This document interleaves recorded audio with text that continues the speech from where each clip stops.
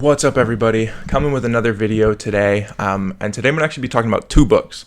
So I just finished The Compound Effect, and it really reminded me of another book that I had finished a few months ago, and that was actually the third time that I'd read that book, and that is Atomic Habits by James Clear.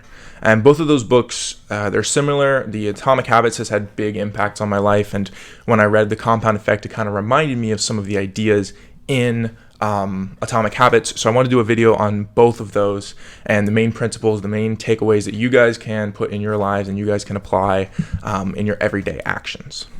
And that's really what these books are both about, and it's about everyday actions. As you can tell from the name of The Compound Effect, or at least what it reminds me of, is the compounding of money in the stock market.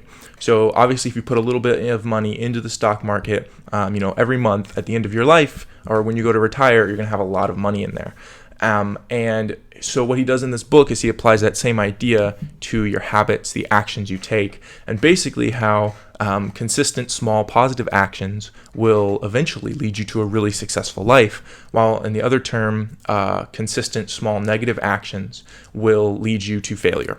And Atomic Habits, the idea is that of an atom. So atoms are both very powerful and very small. The idea that small habits can be very powerful when they're repeated throughout time. When I originally read Atomic Habits a couple years ago, I decided to start implementing certain habits in my life, and I was already a big reader, so that for me was good. I was like, oh, I'll just keep doing that. But one of the things that I started implementing was waking up early. And it wasn't directly after I read Atomic Habits for the first time, but it was, in relation to the book and to reading Atomic Habits, I started waking up earlier. And the first day it didn't change anything. The second day it didn't change anything. But suddenly that extra time in the morning that I was both able to spend on myself, I would go on walks, listen to books, and then start studying a little bit earlier, that really added up. And the semester that I first started waking up early was the first semester that I got straight A's. And then that has continued on pretty much since then. And so it had a really big impact on my grades because I was able to have extra time to study. And then I had to also implement the habit of getting to bed earlier, which is very tough because I would find times where I was lacking sleep, because if you go to bed at 11 or 12, like most people do, but then you wake up at 5 or 6, you're low on sleep. And so those small actions of going to sleep early and then waking up early have really paid lots of dividends throughout my life. And the same thing goes for the gym and reading. Like reading a book one time, reading for 10 minutes doesn't make a difference. But if you read for 10 minutes every day for the rest of your life, you're going to be so knowledgeable and know so much more. So I want to challenge you guys to choose a new habit that you can implement in your life, something small, something easy. It's not, a lot of people go, we're going to go, screw it, I'm going to wake up at 5, I'm going to go to the gym for 2 hours, and then I'm going to study for 2 hours, and I'm going to do my classes, and I'm not going to eat any unhealthy food. And they do that for a day or a week, and then they fail, and they stop, and they go back to where they were. And it's so much better to small positive action and to do it over and over and over until that becomes a habit, and then add a new small positive action and a new small positive action.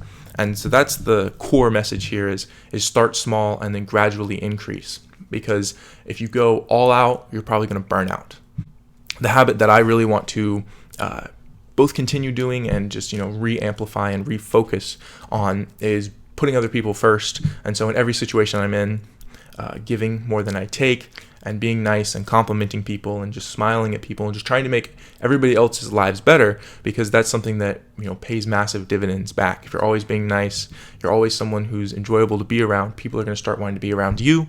And then if you're in a job, hey, who do we want to be our boss? The guy who's always nice, who's friendly? Yes. And so maybe you get the promotion.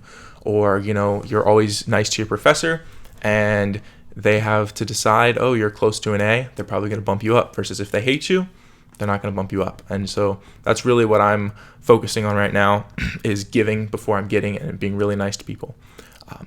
So yeah, that's the compound effect. The main principle is small positive actions will lead to great results, whereas small negative actions will put you in the hole very quickly. So thank you guys so much for watching. I hope you enjoyed this little nugget of knowledge here. And you guys know it. Say it with me. If reading is knowledge and knowledge is power, then reading is power. Thank you guys so much. Bye.